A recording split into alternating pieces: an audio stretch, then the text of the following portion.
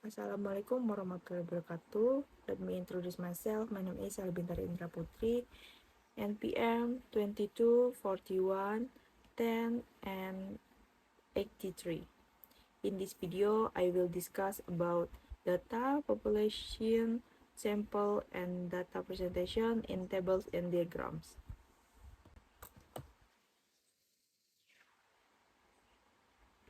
Data adalah elemen mendasar dalam ilmu statistik dan menjadi pondasi utama dalam pengambilan keputusan yang didukung oleh bukti-bukti empiris. Data digunakan untuk menggambarkan fenomena yang diamati, mengidentifikasi pola, tren atau hubungan, serta memahami populasi tertentu. Untuk mengelola data yang dengan benar, kita perlu memahami konsep data, populasi, sampel, dan teknik penyajian data seperti pada tabel dan diagram. Pada video kali ini, saya akan membahas berbagai aspek terkait dengan data, populasi, sampel, dan penyajian data.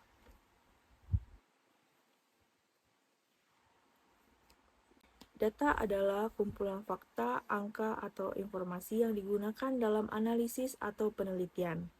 Data dapat berupa berbagai jenis, seperti data kualitatif atau deskriptif dan data kuantitatif atau numerik.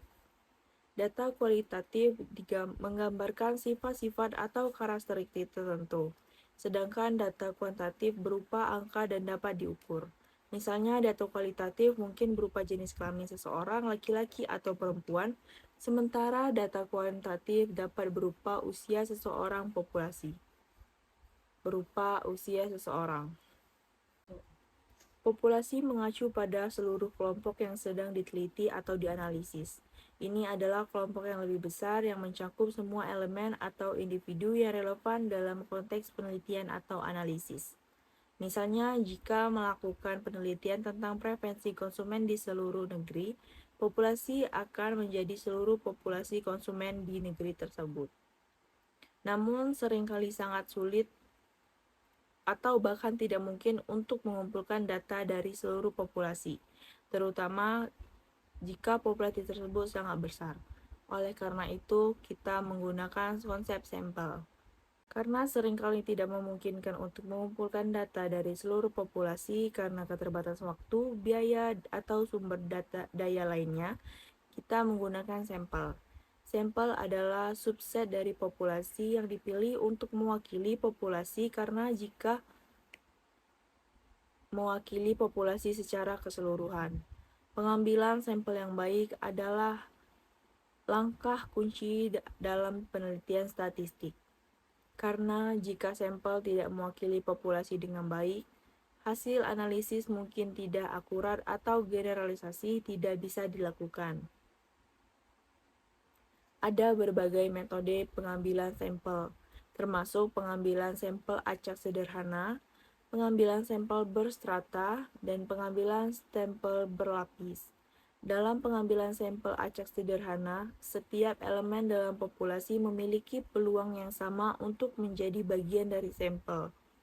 Ini adalah metode yang sering digunakan dalam survei konsumen atau penelitian pasar. Penyajian data dalam tabel adalah salah satu cara yang efektif untuk mengorganisir dan menyajikan data. Tabel adalah struktur data yang terdiri dari baris dan kolom, di mana setiap baris memiliki satu observasi atau data poin, dan setiap kolom memiliki variabel atau atribut tertentu. Tabel memungkinkan kita untuk dengan mudah membandingkan data, mengidentifikasi pola, dan membuat kesimpulan. Tabel juga bisa digunakan untuk menyajikan data kualitatif dan kuantitatif. Dalam tabel, kita sering menggunakan judul dan label kolom untuk memberikan informasi tambahan tentang data yang disajikan. Selain itu, tabel bisa berbentuk tabel frekuensi, tabel distribusi, atau tabel kontingensi, tergantung pada jenis data yang disajikan.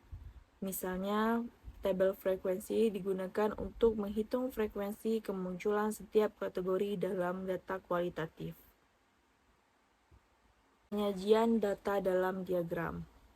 Selain tabel, Diagram adalah alat penting untuk memvisualisasikan data. Diagram membantu kita memahami dengan lebih cepat dan efektif.